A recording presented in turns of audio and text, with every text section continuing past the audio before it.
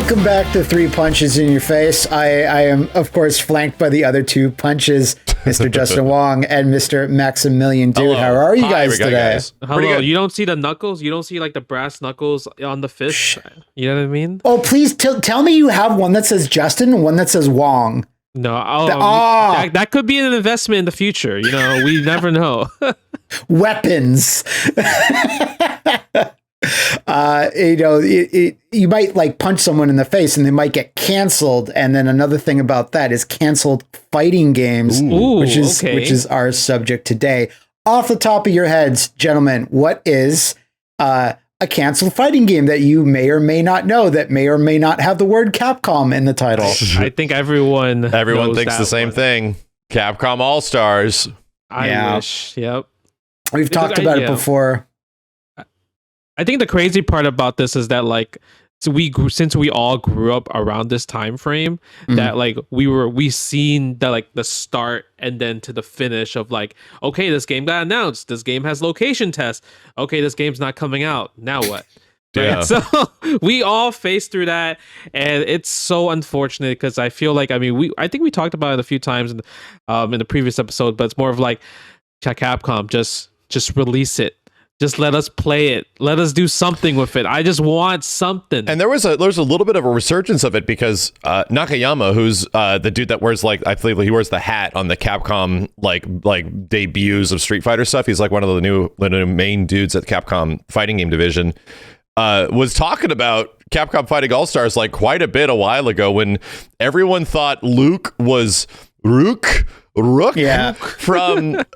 the weird cowboy guy. I can't even remember, from Capcom Fighting All Stars, which was an original main character. The two dudes in that game, by the way, are just maximum impact characters. They are. It's the absolutely weirdest thing. They are. They look like they're just side by side, those weird maximum impact shitheads, but just in a completely different game. And he was straight saying like showing things about the game that it still exists in some way. Like those three characters look like that, like even Ingrid, because Capcom All Stars was headed up by ex-SNK staff. Like they had just moved over to Capcom, so that's why they look SNK as shit. But when Justin went through that little like history lesson of like it's announced, there's location tests. There's one like other point when I was reading about this game. It's like there's finishing moves. And I was like, oh my god! Did we ever see those in the location? The location test footage exists. It's from no shit like circa 2002. So it looks everything's filmed on a potato. But from what I remember seeing the location test footage, most of it did not have like I don't think I saw finishers or fatalities yet. They were just messing around with the basic gameplay stuff, right? Yeah. There's footage of two, actually. Really? There's footage of Strider doing one, and there's footage of Ryu doing one. Ryu's is just big Shinku Hadoken. Yeah. The camera like turns to him, and it's like this big dramatic shot, and it says like it has some type of like, I forget what it's like, critical blow or whatever. I think it's like critical finish. Anyway. And then Strider's is like a bunch of Strider clones come out and they all do like they do Ragnarok. Okay. Pretty much. Yeah. Okay. So that's the only thing I've ever seen. And my main thing about this game is like, Alex wearing his jacket. Yeah. That was such a cool element. I was like, damn, that's badass. For anybody that's like really curious of what the hell Capcom was at this time, like this was the interesting phase of Capcom because everyone talks about the dark age of fighting games. And why do they call it the dark age of fighting games? Well, because the scene of the fighting game community was primarily hoisted by a lot of Capcom games at the time. Guilty Gear scenes existed, 3D scenes existed, like Tekken and Guilty Gear, and a lot of other fighting games were doing just fine. Virtua Fighter was doing great around this time frame, but for some reason, a lot of the FGC, and Justin can probably echo this, was really helmed by a few key titles for many years. And it was like CVS2, Third Strike, Super Turbo to a degree, and MVC2. Like these were the big like premier games that were around. And then suddenly, right around when this like Capcom All Stars thing was a thing, even Fighting Jam, Jesus, God rest my soul for saying that shit, Jam. is those games were essentially like the burial, the beginning of what was the Capcom Dark Age for their fighting game division. Yeah, I could see that just because like you mentioned, all those old games still like existed during like Evo, for example, for at least like 2002 all the way leading up to 2008. Yeah. And bro, even Capcom Fighting Jam never made it to EVO. No. It never made it to EVO on its official game. The only tournament that Capcom Fighting Jam ever had something big was actually called SBO. It had an SBO qualifier, SBO like finals and everything, Super Battle Opera. It's like pretty much Japan's EVO at the time. And that's actually how I was able to go to Japan for the first time, because me and Ricky Ortiz qualified for Capcom Fighting Jam. Who did you use? Who did you and Ricky use in Fighting Jam? All right, so I only used one character. Okay. You have to pick two characters, right, but you don't have to learn how to play the second and character. They all have, you were that good. And just everybody knows, because Fighting Jam is such a trash heap. This game is so weird, where you have to pick characters. Like if you pick a Third Strike character, they literally have like a Third Strike style, and you can't change it. It was like CVS2 groove system, but less freedom, right? So everyone was locked to a specific play style. So you had like SF2 Ryu versus Third Strike characters and shit. Yeah, so I played Karen and Guy, and I was just mainly just a Karen main the whole entire time of the game. And I mean, it got me a free ticket to Japan. So even though Capcom Fighting Jam is a terrible game, it gave me my first experience of the Land of the Rising Sun. So I can't really talk crap about too much. That's really funny. I was going to mention, Matt, we're on the subject of canceled fighting games, and that game's definitely canceled. Like in the modern sense of like what was canceled, like Fighting Jam came out and it was quickly canceled by the community and by like reviewers and everybody. That game was ostracized. To be fair, it was unfortunate. If we were to start Devo, De-Evolution Tournament, Capcom Fighting Jam has to be there, you know. Wow. When I did a video on it and I was showing people how lazy the backgrounds are, where they just repurposed old artwork from other sources because they didn't have time to redraw sprites, people found new ones that I didn't see. That are like stuck back there? There's in the New York stage, T-Hawk is just hanging out, but it's not T-Hawk. It's just Ken's Third Strike win pose where he's just got like his... he's just drawn over. Wow. I know exactly what you're talking about. And they put T-Hawk's headband on Ken. It's the greatest. Love this game. That's almost as good as Mr. T being in the background of a Street Fighter EX stage. Yeah. No, it's the best. Why don't we take a second right here to give a shout out to Honey, who is today's episode is sponsored by them. And it's the easy way to save when shopping on your iPhone or computer. Justin, I believe you used Honey before, right? Yeah, so before, I was just looking for a crock pot, and crock pots are actually kind of expensive now. And that sounds very specific. Yeah, it's because, I mean, we are all, pretty much in our own like relationships with families, and sometimes you guys just want to buy something nice for the women in the family, right? Because they always talk about having a nice kitchen, and a crock pot, I used Honey to actually look for a good discount. I think it was like $25.99 off from the original purchase, and I was like, Damn, that's nice. Yeah, this actually came in relatively clutch for me too, because I've been sick and my whole family has been sick, and we're trying to get out of this thing. And we got this Honey sponsorship, and we got like the add-on which attaches to your browser. I think it goes on your phone as well. And we had to order a bunch of stuff because we're sick, just to nurse us back to health. And yeah, I saved a whole bunch of money. I didn't even realize that there would be promotional codes or coupons for some of these things. So it definitely came in clutch for us. It's incredible that the amount of stuff that people are just able to find, like specific stuff, like the almighty crock pot. Hey, don't be hating on the crock pot. I'm not at all. But this works on your computer, on your desktop, but you can use it on your phone too, I believe. Yeah, it actually works on your iPhone. You can activate it through Safari and pretty much get your own extension for it. And you get like the notification of just getting like coupons depending on which site you go to in a visit. It just does it automatically. Thanks to Honey for sponsoring today's episode. And if you don't already have Honey, you could be straight up missing out. And by getting it, you'll be doing yourself a solid and supporting our show. And you can get Honey for free at joinhoney.com/TKO. That's joinhoney.com/TKO. Thanks again to Honey for the sponsorship. But Fighting All-Stars, do you think there's any viable way Capcom could do something with this? Like try to release a build, or like just release the like an EXE, just everyone go at it, or do you like it's just way too long gone? I think the only way is if fans petition or something where we get a. The problem is it's like that you wouldn't want to spend any money or budget on it, right? You'd want to like just have it be just throw it into something, almost like if there was a Capcom Fighting Collection 2 that had like rival schools and some Street Fighter EXs or something and like that. A demo, right? Exactly. A demo would have been nice. And it was just maybe like a core roster of 5 or 6 characters or something, that ones that just work. But once again, the problem is that like spending the budget and time to go into an old ass build of an old ass game to try to figure out how to like repurpose stuff is like a lot of work. So, but do you know what it could be a lot like? I bet you there was a certain percentage of people, I don't know how sizable it was, that when Nintendo released the Super Nintendo Mini, it says Star Fox 2 right on there. Yeah. Like there has to be a percentage of people. It's like, I'll get it. Can you emulate Star Fox 2? You can, but like, you know, I want to check that out. So if there was a Capcom Fighting Collection 2 and they said like there's a little demo of Fighting All-Stars, it's like I can imagine a percentage of just FGC people, like hardcores, just being like, nah, gotta try that. Have to. Even the retro community would probably still want to try it. Like the casual people that have been playing fighting games since like the 90s.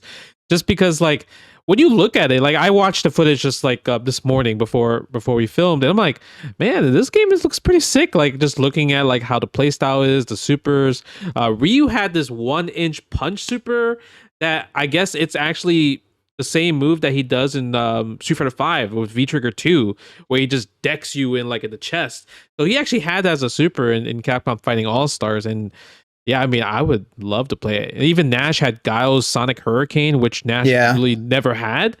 He never really did that type of super, but they gave it to him. So stuff like that would be very awesome, I think, for like today's time of like FGC streamers and content creators and fans. Max might know about this, but Justin, do you know about Declaration of Victory? No, what is Declaration of Victory? Is that a special move? I can't wait. I can't wait. I'm so giddy now to talk about this. Declaration of Victory was a mechanic where your character would talk shit before a match, and you'll say, I declare that I'm going to win this in one round. And if you win in one round, you win the entire match. There's no need. What game is this? It's Capcom Fighting All-Stars. No, it's not, bro. It's the fighting game equivalent of Babe Ruth pointing to the outfield. Just holy shit. But if you lose that round, you lose the entire match. Like it is never get to play again. Let me ask you a question. So you could just declare it without the other person's consent? Yeah, that's the best part. I don't know about how detailed the mechanics are, but I read this in interviews and stuff. They're like, there is a mechanic called Declaration of Victory, and you can choose to invoke it. It's not something that anybody can do. I think you had to, I don't know how it worked in an arcade setting. Like, how does that work? But I think it's like maybe every quarter, like you have one. I don't know. Okay, so in Marvel Superheroes, right, if you want no gems, both players have to agree to press one player start and two players start, right? Because if you do one player, you get the no gems question mark. So maybe both people press start at the same time while doing the, I guess, intro to do the declaration. And if you think about it, it's better for the arcade because one round done brown and they're fucking out of here, and you just get more people on the machine. That is true. Maybe that was the thought process behind it, because it was only an arcade release. Like, you know, while they're working on it, there was no console plans yet. See if that comes later. Yeah. But it has to be something that the other player has to either accept or decline, because that's not fair in the sense that, like, oh, you're talking shit. Okay, fine. Let's actually let's do this thing and accept this parlay, whatever you want to call it. It's the opposite of a parlay. It's like we're gonna fight even harder. But I want that so bad. That's such a stupid mechanic, but it sounds so cool. You know, it sounds just as outrageous as like Fist of the North Star, like combos in Japan, that they're just like, all right, I got my stars. If you get hit at the next round, you actually completely die. So that's crazy. Aside from Capcom Fighting All-Stars, what is like a particular game? Justin was mentioning something about World Heroes earlier, and I don't know anything about this. So I was reading up, and I guess it wasn't like officially announced, but they had rumors of like World Heroes 64. So in arcade, they actually made a Samurai Showdown 64 game, which is really fun. This was actually my first Samurai Showdown game ever. You know, not 1, 2, or 4, or 3. Can't believe this. 3D Samurai Showdown game. I was like, wow, this looks kind of cool. And then they had like the combo command grabs of Hanzo. I thought this game was sick. But you know, you were telling me, Matt, that it didn't do so well. The Hyper Neo Geo 64 arcade board was SNK's attempt to be like, we got to get into 3D, we got to do it. And it was a massive failure. Like, it was so expensive to make, and just no one was interested in the games. Like, they didn't, you know, you raise people up on sprite-based games forever, and now you suddenly say, like, this is what we're doing. That's like Capcom going, Street Fighter EX is the future, and we're only going to make Street Fighter EX from now.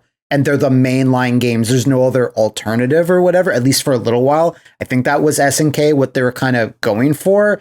And just, that was like their death blow almost. They lost so much money on this. So the only thing I can't remember, maybe Max knows this, but I'm not even sure of the details, was Fatal Fury Wild Ambition, the 3D Fatal Fury. Was that on the Hyper Neo Geo 64? Was that an only PlayStation arcade thing that was on separate hardware that wasn't that? I have no clue where that game comes from. That's a good question. I'm not too sure either. Only thing I think I've ever seen Wild Ambition actually running on is PS1 hardware. But me too. There's a lot of weird. I mean, outside of like MVS stuff, right? There's a lot of really weird. Like you said, like I don't even think I even know what a Neo Geo 64 technically looks like. So yeah, I don't even think they there's never a unit in America. I think it was like a Japan only thing, and it failed there, so they didn't even bother. I think. Yeah, no, we had that Chinatown Fair, but you did. Yeah, that's where I played it. Yeah, and it was just like a regular looking large cabinet. It wasn't on like the Neo Geo cabinets that you normally see. It was on its own cabinet, and it was only one game. So that was like the really surprising take, because like all SNK games growing up in arcade, to me it was always on that red cabinet. You had to hit select game, you know, go through the thing. But that version, that 3D version of Samurai Showdown, was by itself. That makes sense, because those old MVS cabs would probably had a pretty difficult time processing 3D imagery from like hardware that's essentially from 1992 or some shit, maybe 1994. It would have looked like Star Fox. That's the thing. Whenever I can't remember ever seeing direct feed footage of these games, the Samurai Showdown one, and but I recall when they look at them, like they didn't look much better than N64 in general. And when I say N64, I mean like launch 3D N64, like Mario 64, pilot wings, you know, pilot wings, unicycles. Max, is there one that you kind of know a bit more about and want to discuss? I think that the big one for me obviously was Capcom All-Stars, and we talked a bit about that. The other tidbit of it that I've always been sort of hyper focused on is that I've talked to a couple of the big guys at Capcom over the years, even from the beginning of Street Fighter V, and I've always had it in my head where it's just like, at some point I would love to coerce them. If I was ever in a situation where I got to go to Japan, if not like take a tour and just look at the history of like Capcom stuff, where it's just like, yeah, I'm the biggest, stupidest fanboy ever, and then it's eventually like convince them to let me capture some footage, some like direct feed footage of the game, for that there to be something, right, like some decent looking like visual fidelity imagery of the long lost Capcom fighting game, instead of there being literally nothing.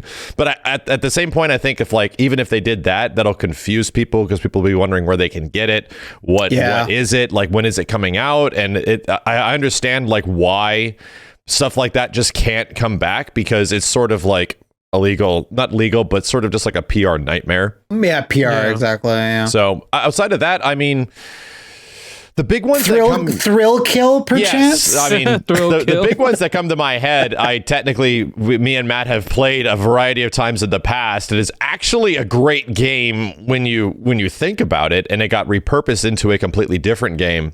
Thrill Kill is the unreleased, insanely hyper-violent 4-player Smash Brothers Brawl beat-em-up-esque quote-unquote fighting game that never came out on PlayStation because it was too gory.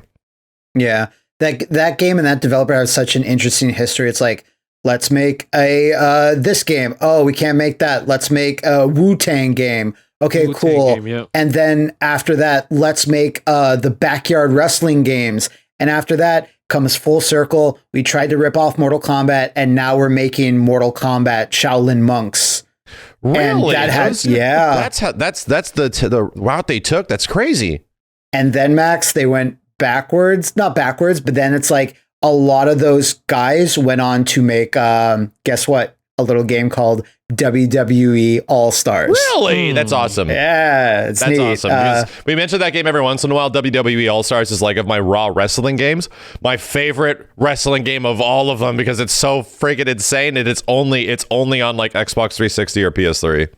Is that the best one, or is the arcade one the best one? The Midway one. Yeah, the one that's like, it was crazy, exaggerated moves. That one was so good. Those are two very different things. Like, that is a fun spectacle, the 2D Midway one. Yeah. But the All-Stars is like a really good hype plane fighting game. Yeah. It's not, it's more solid, but I love both. There was a sequel to that one, In Your House. That was a console exclusive. In Your House, I remember that one's kind of trash though. Like the graphics are like really downgraded, like and it's weird, But Thrill Kill is just a very interesting thing. I've never actually played it. I tried to get it working once and I just couldn't find it. I tried eBaying like a burnt copy and it never came. The guy just took my money, never showed up. No. So just to give like a quick breakdown of what it is, it's not a Smash-like, it's more like Power Stone, where it's like 3D arenas and you could have 4 characters at the time. It's technically a console marvel, right? I'm sorry, like a console like eighth wonder of the world, because you essentially had 4 players in an arena all fighting each other at the same time on a PS1. And it was like kind of unheard of at the time. The PS1 cranking out like 4 polyed characters with polyed backgrounds, and you're doing everyone's fighting and it's holding a frame rate that isn't like 5. It was actually super functional and relatively polished. And it has a lot of 3D-isms from the time. Characters have 10 hit strings and like stun combos that lead to big things that like are practically TODs in some way. I remember looking up some combo videos on it like way back in the day when I was making the videos like 5-6 years ago now. But yeah, like it's actually relatively fleshed out. The problem was the tone. Like the tone was just very dark and super bleak, like snuff film, right? Pretty much, like yes, like the characters they had was just like a character named Cletus, which is just like this like backyard hobo looking guy with bad teeth, and he's just like, I'm gonna fuck shit up. And they had a dude that was just had his legs and arms ripped off, and he was in a straitjacket. Like the tone of it was just very like, Jesus, man. And everyone was like doing bidding from Satan to get their way back to fight from the underworld or something. So I'm like, I mean, that's a dark game for sure. Yeah. It's close to like, in tone, it's close to like Twisted Metal or like Twisted Metal Black specifically, which came a few years later. But that was like as grimdark as you could take this sort of stuff where the art styles.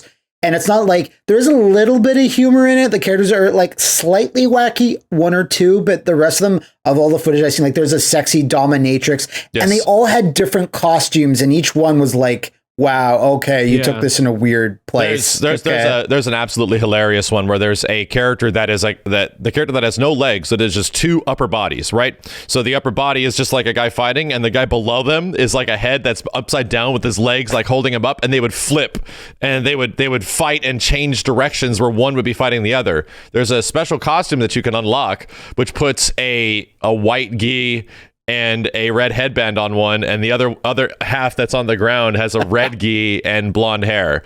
So it's Ken and Ryu, and they like change and they fight with each other. There's a lot of like crazy isms and funny jokes riddled throughout the game, but it essentially got completely canceled because at the time I think it might have been EA. That was the one publishing it, and it was just not lining up with like a relatively family-friendly executive focus that they were sort of going for. I think it was when they signed the game, they had a different guy at the head of that decision, and then he either left or something, or he got ousted, whatever. Someone else took over the duties of on the EA side, and they're like, we don't want this. It's going to actually bring us too much heat, because this was like 98, 99. That could have been around that time where people were like, I don't like the violence in video games is getting like pretty crazy. And games started getting a lot of heat for a lot of real world shit going on. Yeah. So I think that might be the main reason. But that game like released in Europe pretty much, where so many people someone on the dev team leaked it. They just said, here, the game's pretty much done. That's how I played it. It's essentially like a leaked ISO. And it was just burnt so much that a lot of like fans on like my YouTube channel, at least, they're like, this released. What are you talking about? I had like a copy of this. Store. Yeah, exactly. There's stores and copies, because they just got burnt so much and passed around so much that some people were like, no, this came out. What are you talking about? I'm like, what? And I never grew up ever seeing it. I just heard that it was canceled. It's even more so than like a Star Fox 2 situation, like a game that was nearly completed, like for the most part. Like this game was done. Like there is I from what I remember playing through it, all the characters had big CG endings. There was an arcade mode for every single character. It had a variety of modes and crazy like gimmick modes that you could play through. It was a full ass game. So 100% finished. So I had to look it up, because the way you're describing this game is like super rare, impossible to get. So one, I was trying to look for it on No DC Bear, couldn't find it there, right? But then I was like, let me check eBay. It's actually not that bad. It's only $50 on eBay if you want to buy the thrill kill. For like an official if you want to get a thrill, if you want an unofficial copy. Yeah, that's essentially some dude just put it on a CD. Some guy burned it to a CD. Even has like a little, you know how you have like the little poster or whatever. It has a poster with it too. Yeah, it had an dude. It had everything. Like the game was ready to release. Right, artwork for it. It has like the logo. It was in magazines. Yeah. Like all of us remember seeing it when it was there, and then suddenly it just didn't come out. And there was always a rumor of like, why didn't it come out? And so like the big thing of the video that I was talking about was that it was this big friggin' mystery. Where'd that thrill kill game go? What the shit? I hope that was the name of it. It was a fighting history, was it not? It was, yeah. Okay. So do either of you know anything about the 3D DC fighting game that was canceled in like 2008? No, I do not. This isn't related to the Double Helix game? It is the Double Helix game. Is it? Was that actually a fighting game? So when the initial attempt to make Justice League a movie by the director of Mad Max, George Miller, DC were this close. They had people in costumes. They were about to film the movie. So let's get a video game going. So Double Helix were in charge of this. And the game was essentially a 3D fighting game where you could like wander around an arena a little bit and do stuff like that. But you were fighting waves of enemies, and then you'd fighting against a boss, and it was 1-on-1. And it's hard to describe. It's like a third-person game where the camera's behind you and kind of follows you. But, all your strikes are like melee and stuff. And when you would go against the boss, it would be like 2 life bars and everything. Right. Then they had a whole versus suite where you had a bunch of heroes, a bunch of villains, you're locked in an arena, let's go.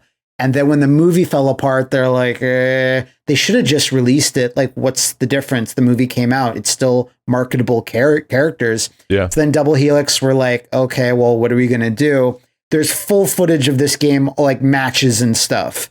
And it actually looks quite interesting. Like, I would play this.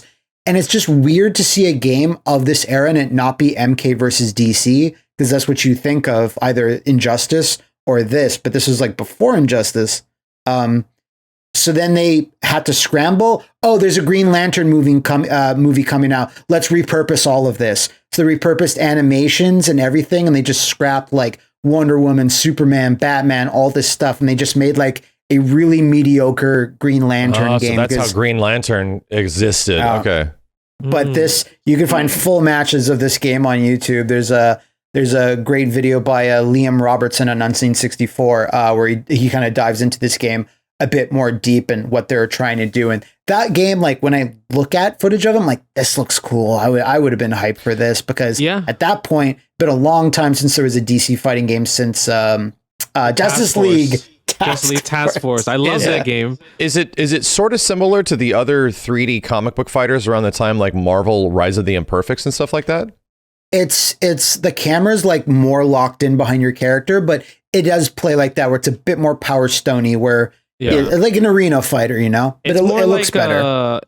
I'm looking at it. It's more of like the Naruto stuff for like GameCube. Yeah. Where it's like 3D and it has like, life bars, and you have your super bars, you build it and everything like that. It has like the dashes, how to like kind of like avoid people and everything like that. It looks really good, actually. Just like looking at it, I would play it for sure. What stinks is like the single player part wasn't really done. Like they still had cinematics and things to finish, but the versus component was like locked in. Like they had everything they needed for that. I'm like, that stinks that part. Like I would have, like if that could ever come about again, I don't know if Warner Brothers would ever be down for this, but if you could just take that and make it a demo like our Capcom All-Stars idea, that would have been sick. I would have loved to play don't worry, this. Matt. There is a game that's coming out. It's called Multiverses. And that's going to be the new version of like the arena fighter for maybe Justice League, or at least have some more Justice League character. Because I think only Batman and Harley Quinn are. Superman's in it. Superman's in it for Superman. Sure. So there you go. You got your,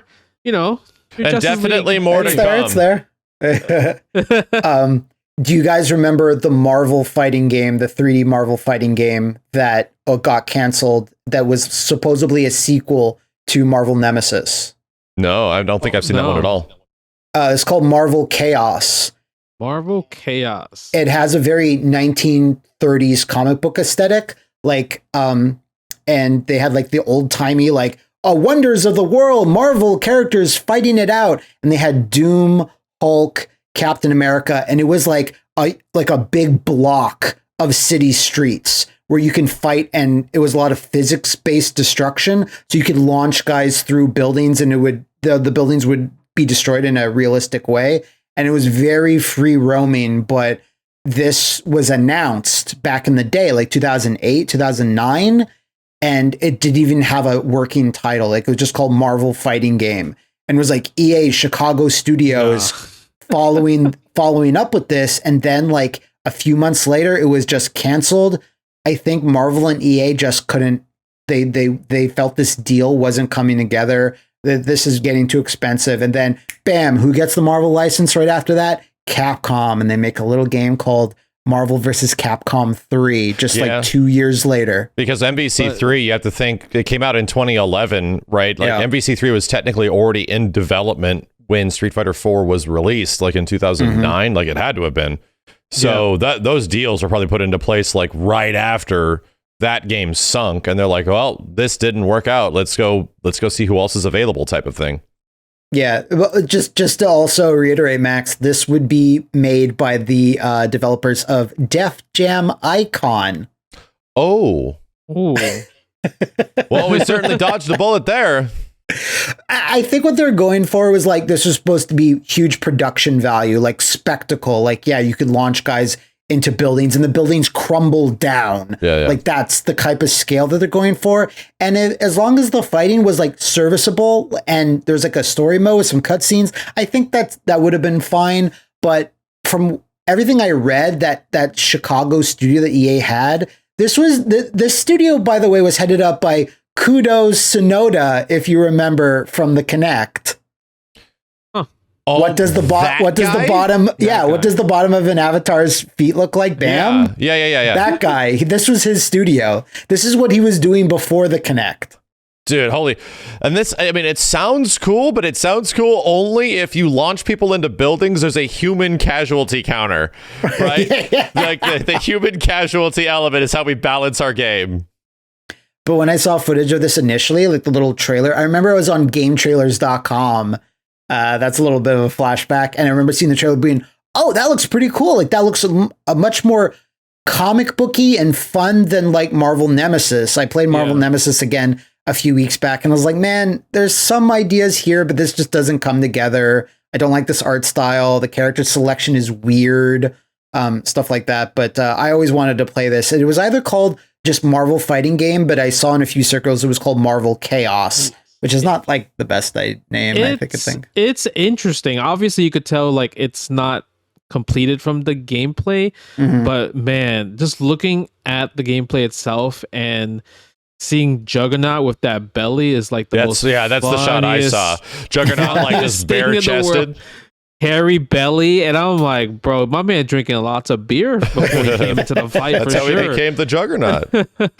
The funny thing about like the history of Marvel and like fighting games in general is that they do have obviously like the old history, the 90s history when Marvel really wasn't an entity in many ways, where they were just like, we need money, so the Capcom got them and they did a whole bunch of crazy stuff with it. But around like the mid 2000s, there's a lot of crazy efforts through EA and like the ones that you mentioned where they try to like make their shit work in a 3D space, like with like modern day graphics outside of the old 2D graphics, because everyone was trying to get away from the old visual style. Yeah. And they hit their strides in some ways. Like Marvel 3 did okay. Like Marvel 3 Vanilla did okay. Ultimate didn't do so good until years later where it actually sold, so it didn't really matter.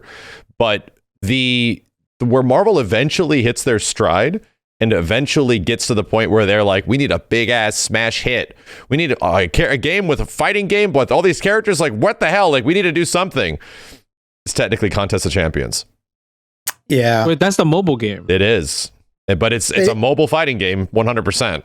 Isn't there another one called Future Fight? Is that also a fighting game? I don't think that's a fighting game. I think those are like slightly different. But I know the Contest of Champions like made $1 billion only a couple of years after it was out or something like that. It's still being updated to this day. It came out in like 2014 or some shit. It's like, wow, dude. Anyway, not a canceled game, a very fluicious, flowing, money-driven game that still exists to this day. I mean, who doesn't want to pay for Marvel characters? I mean, like, I would pay for Marvel characters if I had to get Storm. You know, if she's not free, I'll pay for it. If it's the character you want, they're like, hey, Max, would you want, I don't know, like Strider is like an available character in this Marvel game. It's like a Capcom collaboration, or just even Wolverine, or Venom. But Eddie, I've never really understood this because I've never talked to anyone that makes these decisions on a grander level. Is there any problem with taking a really successful mobile fighting game and adapting it for consoles, redoing the microtransactions, whatever it needs to be? If you made $1 billion there, why the game is essentially done. You have to like rejigger a lot of things, but what is the thought process behind, I want to play as this combination of Venom and Deadpool, and he's only in your mobile game, but I don't want to play a fighting game on a mobile screen because that's trash. Yeah. Can I not play this on a controller, sir? And I know people are going to say, you can play this with a little controller Bluetooth on your phone. I ain't doing that. Yeah. I want to play it on my console. But is there any thought process? Have you ever talked to anybody like on a business level, Max, as to why these types of things don't happen? I think it's just like they're completely separate entities, you know? The only time we've ever seen that sort of happen is technically with like NRS, and I guess God, I'm forgetting their name, the Power Rangers developers. Enway, thank you. And with NRS, obviously, like they did the Injustice mobile fighting game before Contest of Champions. That was like 2013, where there was like a tie-in and like a gimmicky tap the screen and things sort of happen, right, sort of thing. And they shared a similar dev studio, and I think they still do to this day, where like Injustice Mobile, if not Mortal Kombat Mobile, are still being developed like in-house right next to the other devs. Like I remember visiting NRS's studio for MK11, and we passed by the mobile division, and I'm like, holy shit, they're right there. That's crazy.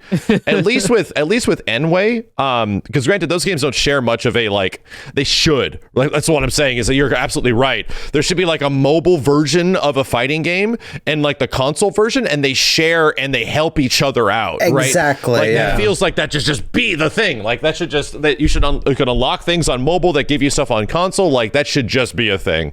At least with Enway, when they did Power Rangers, they had Power Rangers Legacy Wars, which was essentially a mobile fighting game with Power Rangers characters that fight each other in a very similar fashion to like Contest of Champions and Justice, Mortal Kombat type stuff. But they eventually did make a console game, right? A 3v3 tag game using a lot of the assets and animations and stuff, but just tuned up a little bit. But still, obviously, like Power Rangers still looks like an upscaled sort of mobile game in many ways with just much better resolution and textures. Like they obviously like polished it up a bit. And that one was like, oh yeah, this is kind of like the fighting game console equivalent of Legacy Wars. They literally have Ryu and Chun, right? The same thing that they had before, but do they do anything with it? They don't, right? They don't eventually have any tie-in to the mobile version. I think the only thing is like maybe the character sprites just look similar, just like you were saying, they just polished up a bit more. But overall, they're completely different. It doesn't use a card system compared to Battle for the Grid, where it's very motion input heavy, execution touch of death, as you can see, or if you guys search on YouTube for like combos and stuff. But I think maybe more now, so for the future, modern mobile games are going to have probably a Steam version. Maybe not, I don't know about fighting games, but there are some mobile games that have a Steam version or a PC port version. I see what you mean. People could play. And we recently saw that with KOF All-Star, where they're like, hey, what we should make. Anyway, we're getting on a massive tangent here. Massive. But yeah, I completely agree with you. But there is, because you mentioned the Injustice mobile game and stuff, do you remember WWE Immortals, which NRS worked on? I remember that, yeah. It was a mobile game, and it was like a dark Mortal Kombat aesthetic, but it was with WWE wrestlers, and all of them had different scary horror personas. Like there were warlords and barbarians, and like it looked like an NRS game, like circa like 2013, 2014. And I wanted that on console so bad. I was like, yes, I just want to play as these, stupid wrestlers in a fighting game again, because it's been so long. It had been a couple of years since All Stars. So did that get canned, or did that actually come out? No, that came out. There's footage of it. They have finishing moves. They're not violent. They're more like Injustice 1 levels of, level 3s or whatever. But I was like, man, what are you seeing, Justin? No, I just saw John Cena do this in his little Flash Superman outfit. Oh, okay, yeah, you can't see him because he's the Flash. He's so fast. So I actually never played this game, but damn, this game looks kind of sick though. Not gonna lie. I know, it's a shame. But yeah, I think Max hits it on the head where it's the divisions are too separated and they don't think about this stuff ahead of time. They don't we could rejigger this for it. Just the conversations just don't work out that way. But with WWE mentioned, WWE Brawl was straight up Power Stone with WWE characters, where they were all, again, more exaggerated. They had like superpowers, armor. The final boss was Vince McMahon in a mecha suit. Oh, so they took Simpsons.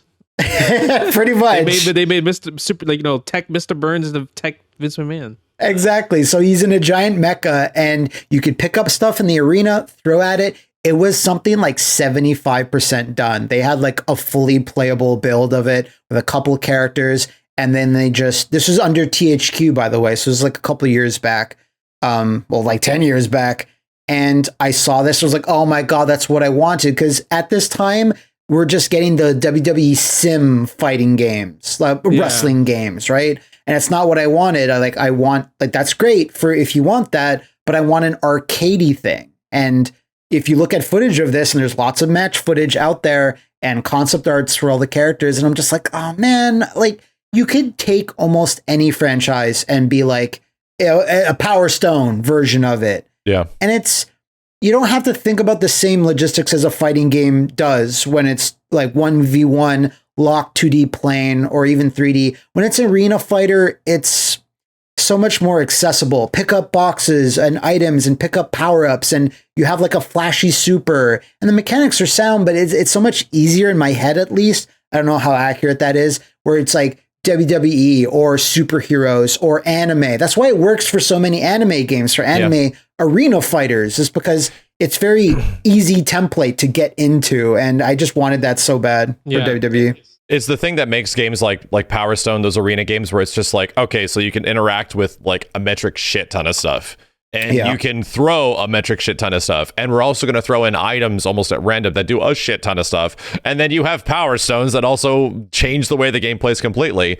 It's one of those experiences where like there's always going to be something crazy different that happens at any given time. Like the amount of freedom that the natural mechanics of the game are allowing is what makes Power Stone like 1 and even 2 to a degree like really fun. Like that's what those games are about. And it's weird that not a ton of games, like outside of obviously Smash Brothers, set up for things like that, you know? Yeah. And like out of all the anime fighters, arena fighters, I'm like, this is fine. You know, My Hero Academia or like Naruto, cool. I'm like, can we get one that's on an anime that I'm super hyped? Can we get can we get a Berserk, please?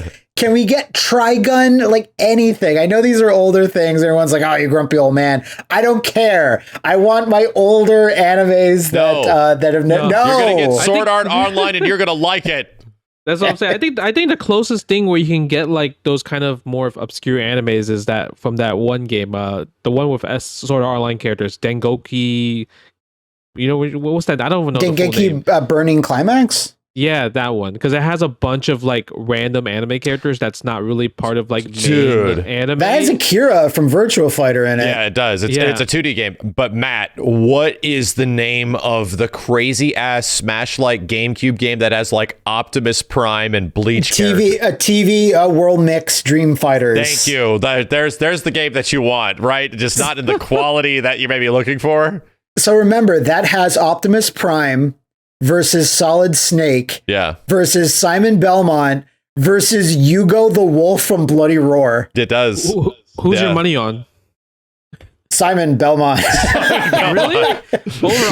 Simon Belmont. What's he gonna do against Optimus Prime? No, Simon Belmont. If you throw a vial of holy water on Optimus Prime is just gonna melt. Oh, you think it's just gonna be like regular appliance? Like you throw like a toaster in a tub of water or something? I think so. That's my headcanon. TV Dream Mix World Fighters. I'm sure I got that out of order. I played that like once, and it's like cool. And the Arena Fighter is kind of like, you know, like the other divergent path from Smash, or like, you know, versus platformers versus, you know, you're in a 3D arena, you can go in any direction, versus Smash Bros. Where it's like, you know, like you can go in 4 directions essentially. Yeah. And I just find that template is not used, like it's used for anime and then that's it. Yeah. The Arena Fighter. And I'm just like, I don't know why more companies don't get on this, where I'm like, that's very accessible to mainstream fans and hardcore fans. As long as the game is solid, they'll check it out. But and guess who started that genre? Guess which game began that genre? What, Arena Fighters or Smash? Pretty much Arena Fighters. Not the 2D Smash Fighters, but the Arena anime games. Thrill Kill? No, what? Sega started it. Sega with what? With what game? Sonic Battles? Sonic Fighters? No, I think this game maybe predates Sonic Fighters. Oh God. The robot game. Temjin. Viper. Virtual On. Virtual On. Yeah. Okay. Yeah. I couldn't think of its name. Of mine. Yeah. It is. It like, what year did Virtual On actually come? It was like 96, 97? Let's look it up. It's an old ass Model 2 game, man. That Model cabinet 2, is ancient. Virtual On. Let me see when it debuted. Because is Virtual On like one of those big 1995. Cabinets? Wow. Yeah. That has to be the first. It says first release Cyber Troopers 1995, and then it shows up in some arcades. Technically 1996. That's kind of confusing, but anyway, 1995. Ancient game. I've never seen an official Virtual On arcade cabinet, but looking at it, it has like those two like kind of like left and right. Yeah, you're piloting a mech. Yeah. Damn, that's kind of cool though. It's awesome. Virtual On is always a personal big favorite of mine. Anyway, we are going deep here. Matt, we have to talk about one of the greatest canceled fighting games of all time, Primal Rage 2. Primal Rage 2. I get a lot of people and they look at Primal Rage 2, it's not what I want. I want dinosaurs and you're humans. And I'm like, I have 2 arguments for you. Primal Rage 2 plays 1,000 times better than Primal Rage 1 because it just has normal command motions. It doesn't have hold down buttons, do like pretzels that'll make SNK blush, and then let go. Primal Rage plays uniquely, and I get that, but also remember Primal Rage 2 has secret characters where it's the reverse. You can just get the dinosaur character model, the sprite, and then they turn into the humans just for their super moves. So you literally have both sets of things. And when I played Primal Rage 2, I just thought like, man, this plays so much easier. It's so much easier to remember. It looks goofy, and the human characters sort of expressions and their modeling looks a little weird, but I still wanted that to come out at least to consoles at least. And at least it lives on in Galloping Ghost, you know? Yeah, so like the crazy history behind it is that it does exist, right? It's one of those games that was nearly, I don't know how much percentage is completed. I'm sure Doc could tell us from Galloping Ghost. I think it's just certain characters don't have fatalities. That's pretty much it. Wow. And maybe some balancing issues. So like the fluff stuff, the very ending polish stuff. Yeah. So where did you guys play this? So it is that I believe it has eventually been dumped, right? Where somebody was able to get the ROM off of the motherboard. But you could only, from what I understand, you can only play it at Galloping Ghost because Galloping Ghost is in the Midwest where the game was developed, and they eventually got through the category of developers that might have made the game and found somebody that actually had a board. Yeah. So it was a full ass arcade game. And here's the thing, there was no documentation. I remember watching streams from Galloping Ghost where they were essentially trying to figure out special moves and combos because there's no documentation. So they just had to like grind the game and just look for shit. And eventually they would find like some crazy stuff, either finishers or something, where it's just like, oh, found this. And they have like, I think they actually have like a document at Galloping Ghost as things are discovered. They print out new moves as they find them. That's actually kind of cool. That means that, okay, so if I'm able to go to Converger, I got to go visit there to go play Primal Rage. If you're you have to go to Galloping Ghost then, because you've never been, it'll be one of the greatest experiences of your life. I seen pictures of that, and it's just literally like a big ass hallway of arcade cabinets. It is the last great arcade. But like they have a lot of fighting games I think they have the arcade version of BioFreaks, which was not even a thing. Like that never got released officially in arcades, but like the console versions were a thing because they scrapped the arcade plans and made like a console version. They have like a Beavis and Butthead game that was also like canceled, but they found the boards. They're just finding boards. Yeah. What's that show? What's that show where they go into like different people's like, I guess, locks and Storage Wars. Yeah, bro, that is Doc, the super Doc nice does. dude that runs Galloping Ghost and has been collecting arcade stuff. That is essentially his life, is the Storage Wars equivalent of just searching for old arcade shit. Oh my god, that's so cool. Yeah, and lots of like essentially older Midway employees, like the actors that played in Mortal Kombat, like 1 to 3, like all the actors, like they'll show up there for autograph signings because there's like a lot of like old Midway employees still live around there or visit at least to do like autograph signings and shit. Yeah, I think we this is like 2018, but we went there and we just told Doc that we would be showing up and we let everybody know that we'd be there.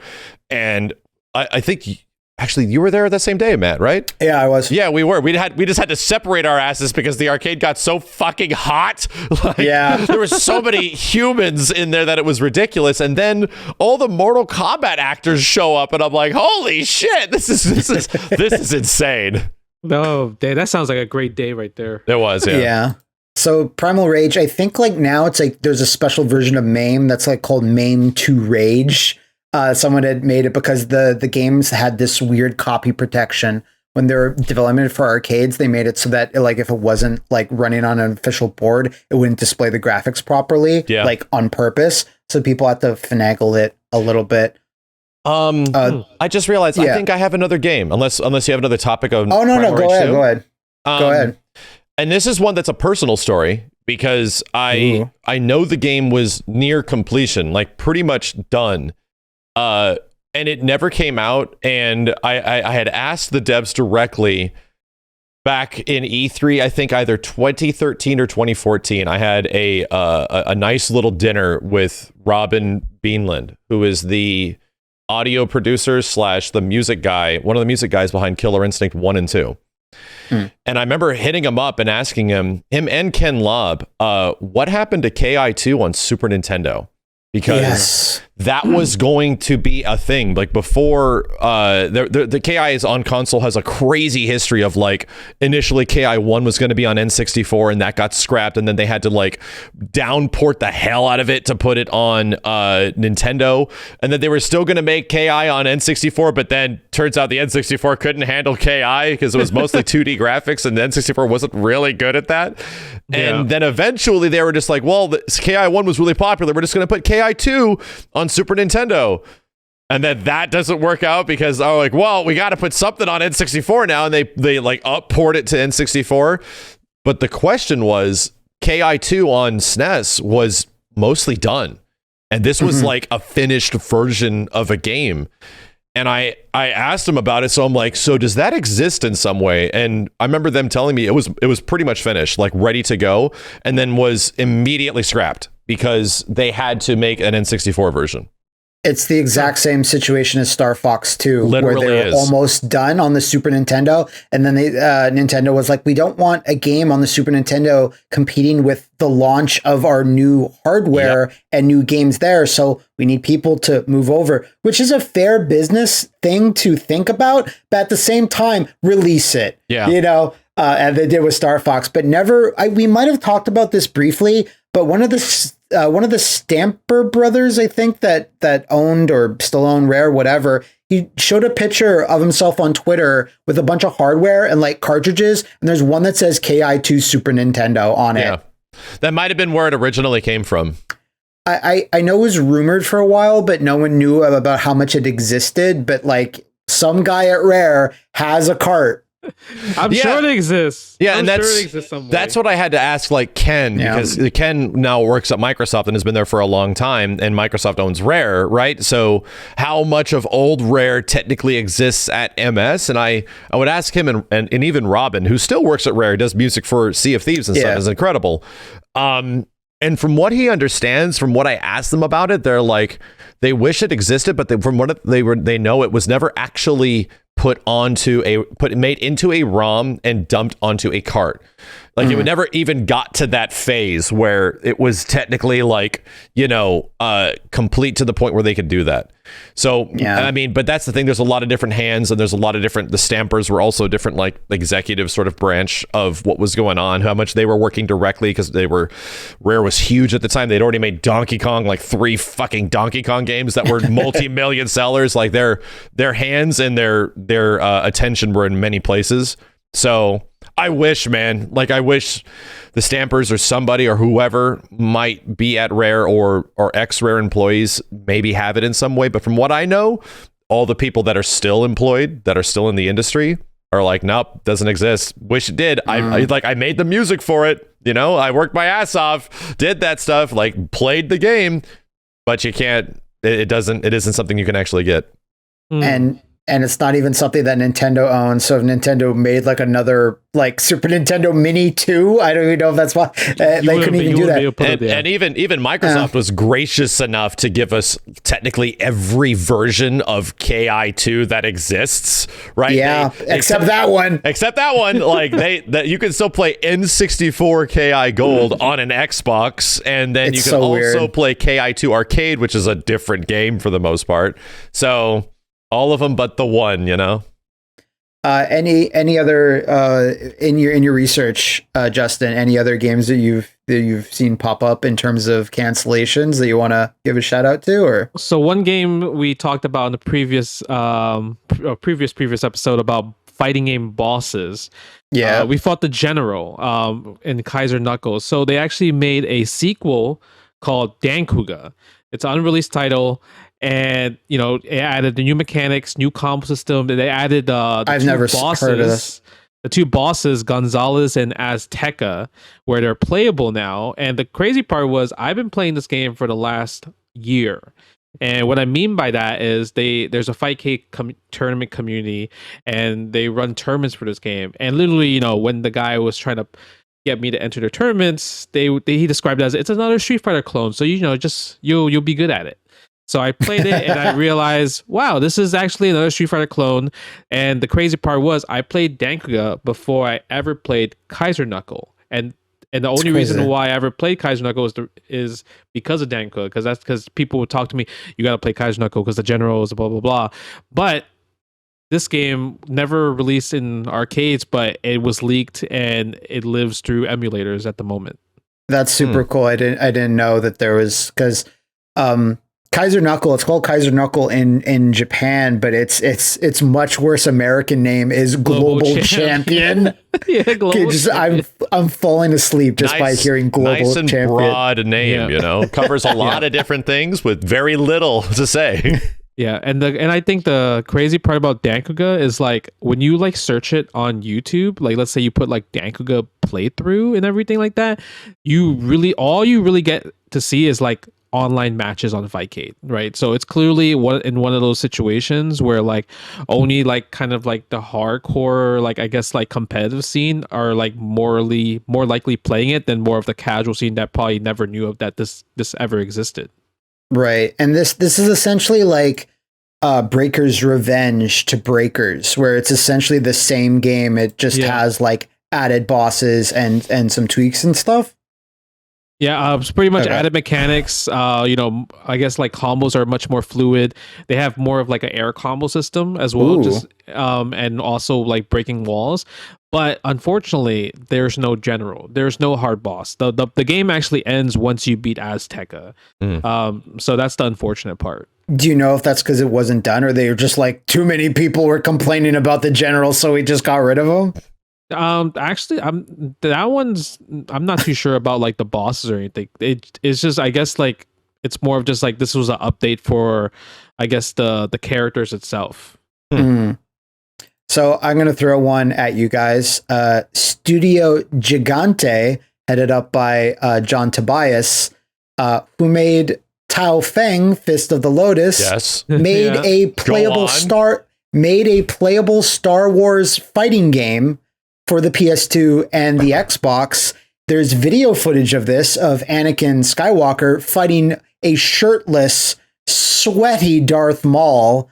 What? And it is like, I think it had like kind of full 3D movement in an arena, but they attempted this. They were going to try to sell it to LucasArts and they did not bite for whatever reason. But I had no idea about this until today, that there's video footage of a match.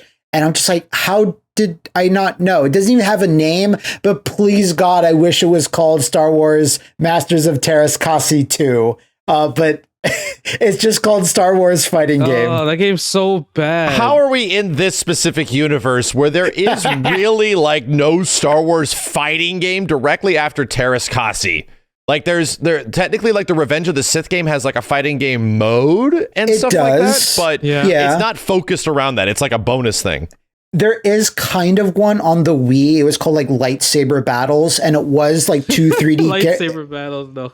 It is two 3D characters fighting, but it's required. No, I think it's required, but it's all waggle. Like it's just like we have to make a waggling Star Wars fighting game, and its aesthetic is based on the CG cartoons of that like time frame. Right. So it's like the Clone Wars stuff, but like not the 2D animated one, like the 3D one that came later. Okay. And it had a bunch of characters, but like it kind of came and went, and it was made by the devs of the Wii versions of Force Unleashed. So I think it was like solid, but I never played it enough to know. But the fact that this was at least attempted and it just for some reason didn't, I think it came out maybe a bit too long after Revenge of the Sith. So maybe they thought like, let's just cool it on Star Wars games for a bit, or at least that continuity, at least the movie universe. Let's focus on what we're doing right now, which is the cartoon stuff.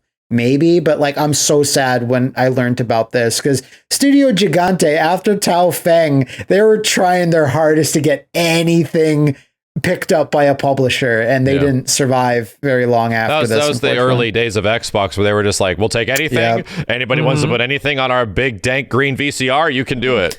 Star Wars would have been pretty good, but yeah, this sucks that we didn't get an official Star Wars fighting game after the PS1 version. But look, I was actually shown this the other day because I did a playthrough of Master Turus Kasai, and then somebody in the chat told me that there is a fan-made Star Wars fighting game called Force Combat, and it's recently developed too. So good, yeah. It even has Rey from the the latest character from the movies.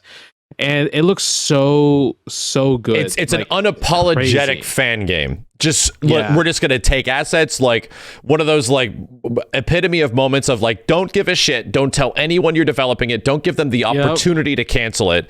And then there's a shit ton of characters and a shit ton. It looks so good. I have to play it on stream at some point because it doesn't look terrible. It looks janky, right? Granted, it's a fan made game, but still, it's like wow. Wow, it's this would be amazing. The next, go ahead, Matt. I was going to say, I'm looking at footage of this now, and this does remind me of a lot of fan games you'll see on Steam, where it has the same type of like models and assets taken from like maybe like texture packs and stuff. But aside from that, it's still, you're right. It still kind of looks solid. Like it doesn't look too bad. Yeah, I definitely got to get my hands on it and see how it actually plays. Like what the heck their like intention is gameplay wise, what the gimmicks of the game are and stuff like that. I'm very curious. Yeah, because it's made by one person, so that's like the crazy part. Okay. Because the only way Star Wars technically existed in a polished, like released format that is a thing in a fighting game, the only game to do it in only a minor fashion was Soul Calibur 4. And we actually got to experience 3D combat with lightsabers, with 3 characters that have dramatically different fight styles, right? At least in some way. So it's nice that you could like see where it could go. It'd just be nice if it was like they just had their own game. If Bandai Namco just made a 3D, I feel like that would be fucking huge nowadays, where they just make a 3D like Star Wars game made by like the Tekken or Soul Calibur devs. Please, like, give me that shit. Because it's not like we're in this weird nebulous period like 1997 or something where there's not new Star Wars shit happening. Guess what? There's a new Star Wars thing happening once a month. Yeah. There's a new Disney Plus show or a new thing happening. Like now is still a good time. You can do it. I'm sorry. I just found a screenshot of General Grievous in this game, and he's swinging around 3 lightsabers, and there's just a tiny Yoda that has one tiny little lightsaber. It's just a really funny screenshot. I am the Force is with me. Yeah, I mean, isn't Star Wars in general? I mean, it's just popular. Like, don't they have their own like Star Wars convention where people just like show up and do Star Wars things? I'm assuming there is, because I remember seeing something like that. I have one or two more to throw at you guys. There was an. Well, but before you go into it, I'm curious if you guys will eventually get to the most infamous canceled game, or quote unquote left to darkness game of all of them. And I'm gonna let you go first, Matt, because I'm curious if this is in there. So I'm intrigued though. There was an Assassin's Creed fighting game pitched by Ubisoft. Wait, really? There's just a couple of concept art pieces, but their whole thing is it's called Assassin's Creed Duel, and it was going to be 3D, like 2.5, like Street Fighter 4. And there's no like screenshots of the game per se, but they're also going to be like, let's get our other Ubisoft characters in there. So Sam Fisher from Splinter Cell, the Prince from Prince of Persia, Jade from Beyond Good and Evil. What the hell? And let's get all the mainline assassins from Assassin's Creed games. I don't know what year this was planned around. Probably want to say 2011 or something. So there was enough characters. And it's just like a concept pitch, and then it wasn't picked up. So Ubisoft it's essentially All-Stars. So remember, Ubisoft had that weird period where they published a Smash like that was Ninja Turtles Smash Up, and that game had Rabbids in it as selectable characters. Yeah. So that was a dark period. So yeah, Assassin's Creed Duel. Then I have the Lobo fighting game for Super Nintendo and Genesis. You said Lobo, like the DC character? Yeah. Lobo? Max Killer Instinct all over the place. It was just rendered like to look like that. Finishing moves got pretty far in development. There is a playable build of it. Huh. And it's all Lobo. Looks terrible. Like visually, it's just so dark and like, you know, unless you're like a master, like a Rare, it's hard to make that art style like pop and get that visual information. It goes to show you how good Rare was at that stuff, because there's a lot of attempts at the time to do that CG rendering into sprites shit, and it looks bad, man. Like Iron Man Exo War type shit. Exactly. What the fuck am I looking at? And the other one that's in that exact same vein, it was a game made by Atari. It's also completely playable. It was an arcade game called Vicious Circle. And exactly. Keep going. You want to talk Circle. Killer Instinct like ripoffs? This is the ultimate one where the characters are called. Well, there's a character called Edge. And there's just robots and sexy ladies and just monsters. And it's just the most Killer Instinct. The logo is a bunch of jaggedy shapes and it's just like a tribal tattoo.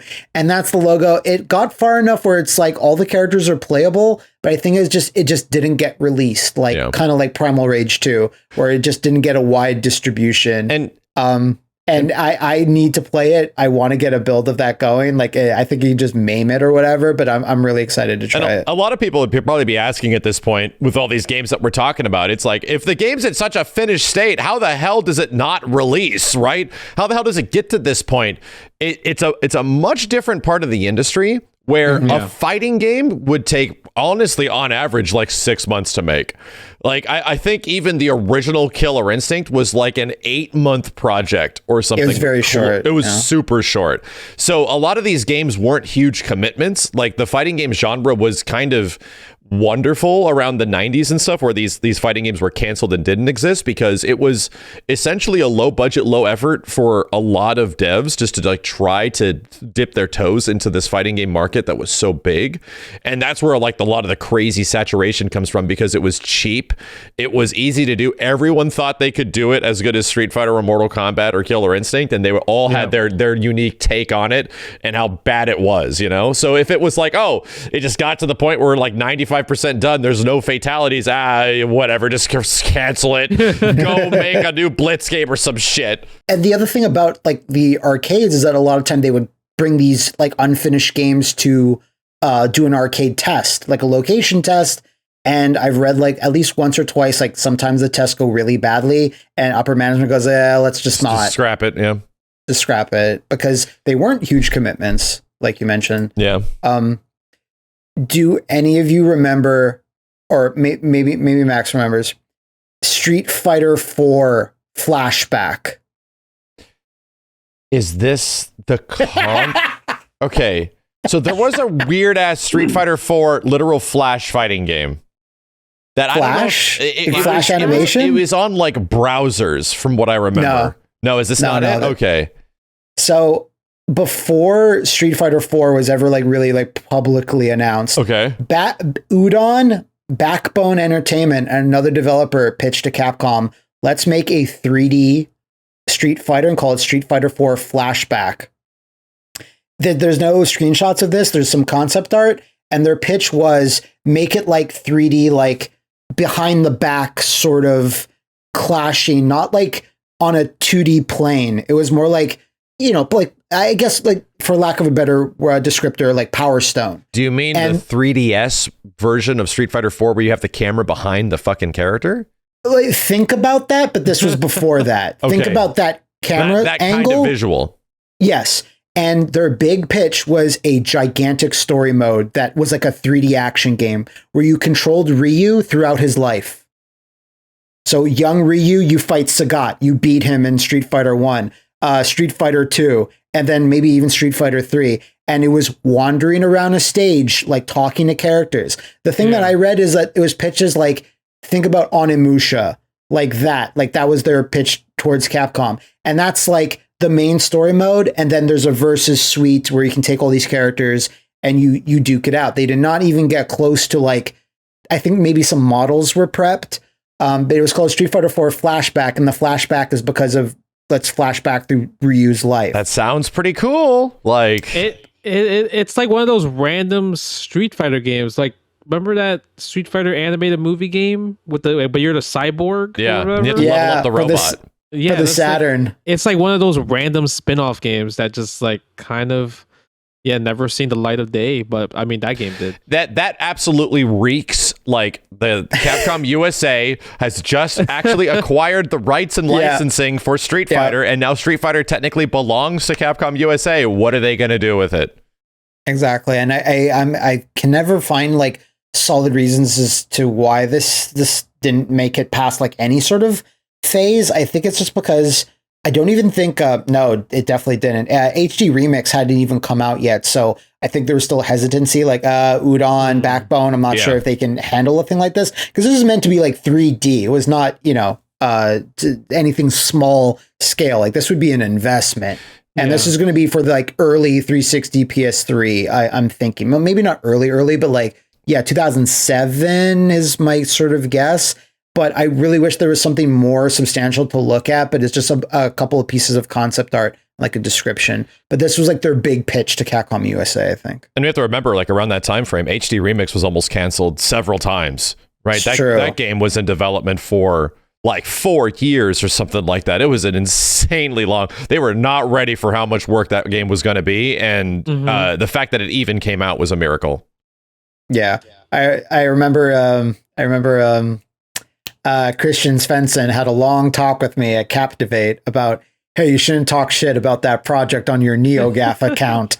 We seen you talking shit. NeoGAF. Because at the time when they canceled, but they redrew all the art. Everyone's seen that, like that art of Ken shooting a Hadoken, and he's so fucking detailed, and he's got all these layers of shading. And then they wound up with what they wound up, which is far more basic. And on NeoGAF, I was like, oh, that's so disappointing. The other art style looks so great. So like 2 years later, when that game released, Christian Svensson, who's the VP at Capcom USA at the time, is just like, just letting you know, just put all the cards out on the table. We went through hell trying to get that project done. It was going to get canceled several times because Capcom Japan were like, I don't know. I don't like what I'm seeing here. It's not the classics. That's what they're saying. Exactly. God bless Sven, by the way. That guy was so cool. They're too bulky. He was cool. And at that time, it was like 2 years had passed since I'd made those posts. And at the time, I was like working for a developer and like really on the dev team in like a QA capacity. And I was on a game for like a year and a half. This was like Deus Ex Human Revolution on the 360. And like that just opened up my eyes like even more to like how things change and you have to roll with the punches and stuff. And I was like, hey, I appreciate you telling me this, Mr. Svensson. So yeah, it was eye opening and everything. But so in that same regard, like with with potentially similar people involved, I have a fighting game that we have not talked about that is possibly the biggest one. This is the one you were saying about, this right? Is the one I was talking about. The biggest one of all time. Here's my hint. Characters like Christian Svensson, who was the VP of Capcom USA at the time, definitely would have been involved in this game, in this process, especially around the time frame. Can you guys think of a Capcom related fighting game that was technically announced and never came out and was canceled? Justin, you take a shot at this first. Was it? I mean, the one I mentioned earlier was Sammy vs. Capcom, but I don't know if that's the one that you're talking about. That's a good one. That technically, I don't even know if it started, but it was essentially canceled because I think Sega Sammy became a thing and just ruined it, and Capcom was like, yeah, we don't want to do fighting games for a while. Shut up. Yeah. But it's one that's like, I realized it as we were talking about this, and I'm like, oh shit, dude. Have we not thought about this? Matt, do you have any suggestions?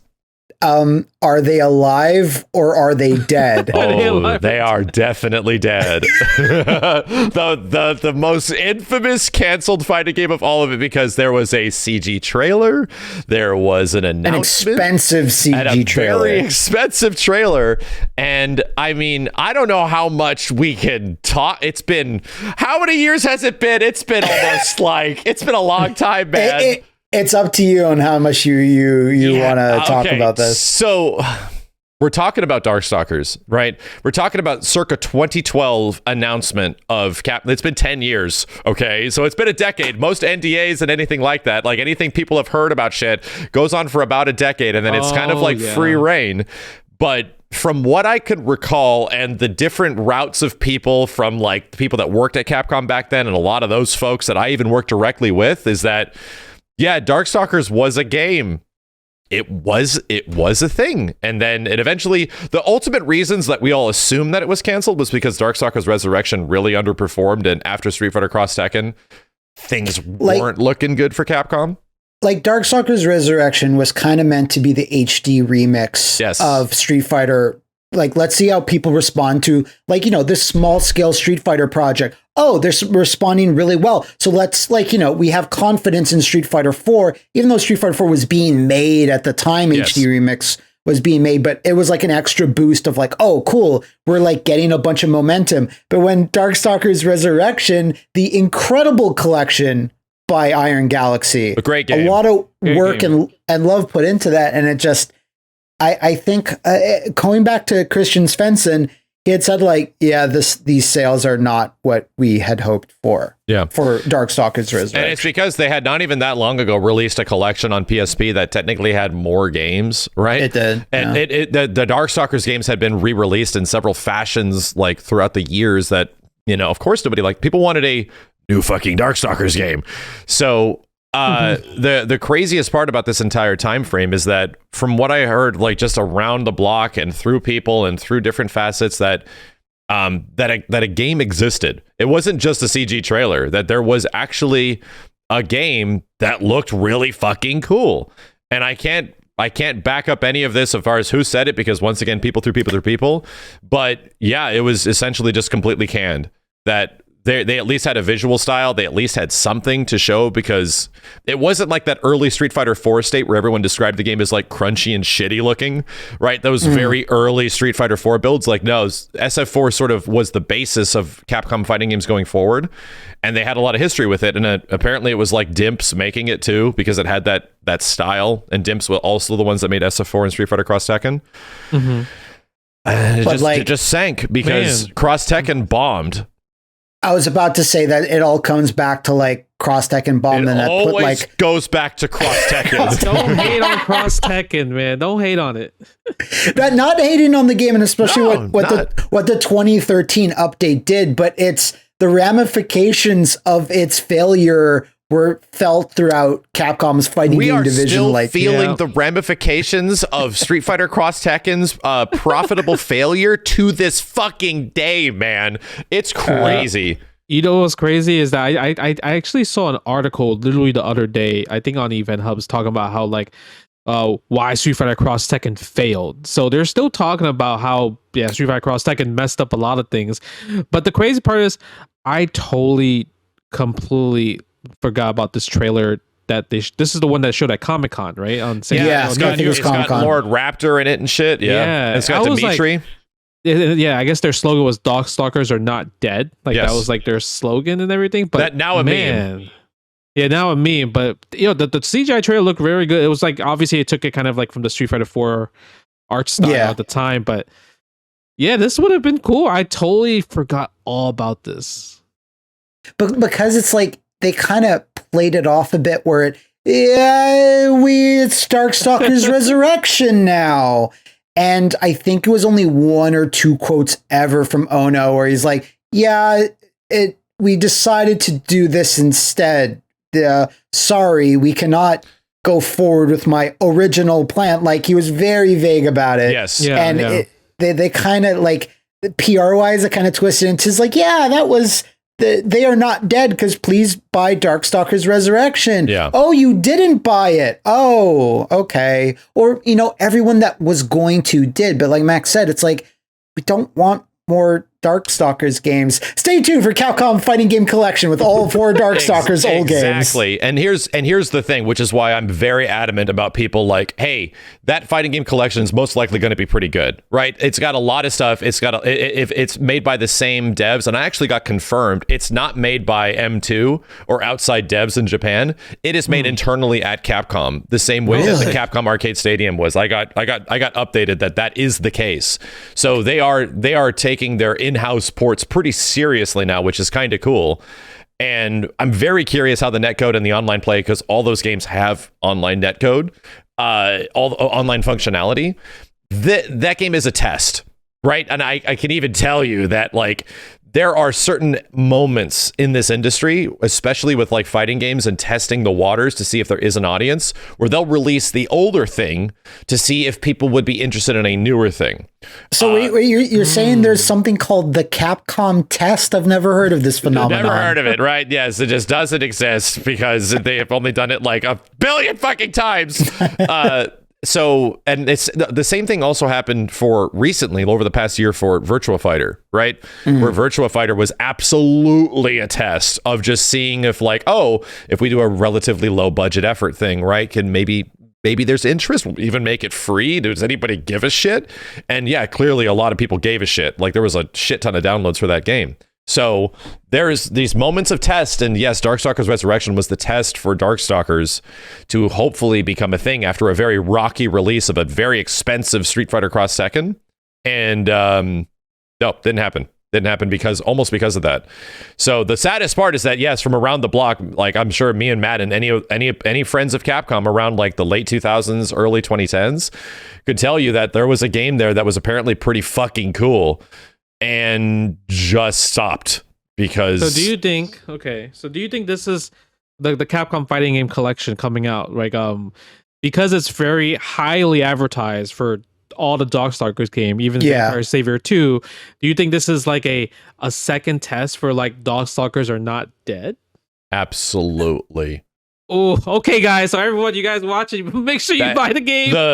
The moment that trailer came on before the Street Fighter 6 trailer, and they were advertising that it was like every single Darkstalkers game playable with rollback netcode, I'm like, oh god, it's happening again. And the nice part is that the game isn't just Darkstalkers games, right? They Pocket Fighters in there, and a lot of games that have just never really been released outside of the 90s. Red Earth, yeah, or released at all. So there's a lot of like value in a lot of those titles and games. There's a Super Turbo Edition Select. There's like Super Turbo Anniversary. Hyper SF2 Turbo. So that's great. Like, that's never actually been released for like forever, since like the 15th anniversary collection. There's a lot of value there, but the headliner is Darkstalkers. But you know what's an incredible thing about this collection is that there's a bunch of stuff like you just said, but if Capcom looks at this and just goes, oh, they're sold really well, this must mean people want another collection. Hey, that's cool. No, and you know what? That's cool as well. That's cool. Yeah, that's cool. We got more games. Or they go, people must want a new Darkstalker. Yeah. People must want a new Red Earth. You know, I'll take it. Why not? Or you know what? Well, maybe we don't have enough. Maybe a new Darkstalkers is kind of risky, right? But people love these collections, and we have all these characters that game. Maybe we should make an All-Stars game. Maybe we should make our Versus series into an All-Stars. Yeah, you know, there's nothing but positive situations that could come as a result of the Capcom Fighting Collection hopefully being a good game with good online, and all those titles leading to something else that is just fucking super sick. Yeah. Unfortunately, what this will actually mean is that they'll go, well, we should open up a pop-up cafe that has a few characters' arts on the wall of Darkstalkers, and it's going to be open in Japan for 2 months, and then it's going to go away. That's the lesson that we took from this collection. A t-shirt. we will only sell it at TGS. And you have to be there. Only available at Tokyo Game Show. The limited edition, the Darkstalkers Are Not Dead t-shirt. I think Capcom does a great job when they're adding like collaboration characters. I've never been able to extend this way. Oh god, I gotta get the helmet on. Oh god. Wait a minute, our guy's a bad guy the whole time. I just think it's crazy that I'm better at video games now than when I was like 16. That is how you fix all the problems with all these games. I feel like toy distribution is so different than it used to be. They resculpted over the chest. They gave him a flak jacket over it. I laugh when I see Among Us, but I'm not having fun inside. It's a reflex. No, you took my joke!